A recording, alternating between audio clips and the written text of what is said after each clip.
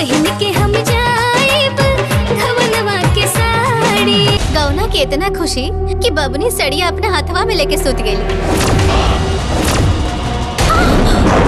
नमस्ते प्रणाम, आप सब देख रहल बानी भोजपुरी प्लस। आज लेके आयल बानी एगो नया ट्रेलर के रिव्यू जोना के नाम बा गवनवा के साड़ी। जी हाँ, गवनवा के साड़ी ट्रेलर के नाम बा जोना में संजना पांडे, आकाश, सलेखा मिश्रा, किरण यादव और भी अनेकों शानदार कलाकार बड़े।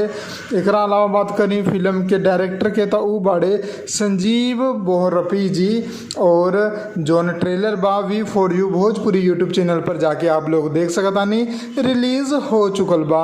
बात करी कहानी के तो कहानी बा उहे पुरान घिसा पिटा जो कि बा की बारात घर पर पहुंच गईल बा और घर के जोन बड़ा बेटी बड़ी जो जेकर शादी तय होल बा ऊ हो गईल बा घर से फरार कि हमार पहले से शादी हो गईल बा, हम एकरा से शादी ना करम।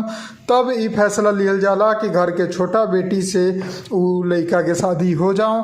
शादी हो जाला, दोनों परिवार हंसी खुशी शादी कर लेवेला। बस लड़की वाला ये एगो थोड़ा सा निवेदन करेला कि अभी विदाई मत कराई, गावना वाला सिस्टम रखल जाई और गावना जब हुई तब एकर विदाई हुई। तबे सब कुछ ठीक चलत रहेला। लेकिन जोन लड़का के गांव वाला रहेला उ जानबे करेला कि सब ताना मारे लागेला, गांव में बात चले लागेला कि जब बारात में मेन दुल्हन ही भागे तो ओकर छोटकी बहन बिहान वाला भाग दे तो कौन बड़का बात हुई। तो ये बात सुन लेवेली दुल्हा के महतारी और उ जाके गवना खातिर मना कर देवेली लड़की के नैहर में। और ओकरा जब वापसी आवत रहेली अपना घरे तब ओकर हो जाला एक्सीडेंट और होमे ओकर हाथ हो जाला फ्रैक्चर। जब हॉस्पिटल ले जावल जाला और सब कुछ हो जाला तब उनकर हाथ पर चल जाला प्लास्टर और बाकी सब रिश्तेदार उनका के छोड़ के अपन अपन घरे चल जाला। तब उहे पुतोह जोना के गौना करे खातिर उ माना कैले बड़ी उहे ओकर सेवा करेली, सेवा पानी करेली और अच्छा से ख्याल करके पूरा स्वस्थ बना देवेली। तब जाके होला उ माई के दिल में फिर से विश्वास कि ना ई लड़की हमरा बेटा के धोखा ना दी, हमनी के खानदान के नाम ही ऊंचा करी। तब फिर से गौना के तैयारी होला, सारा चीज़ दिन वगैरह उतर जाला, साड़ी भी किना जाला।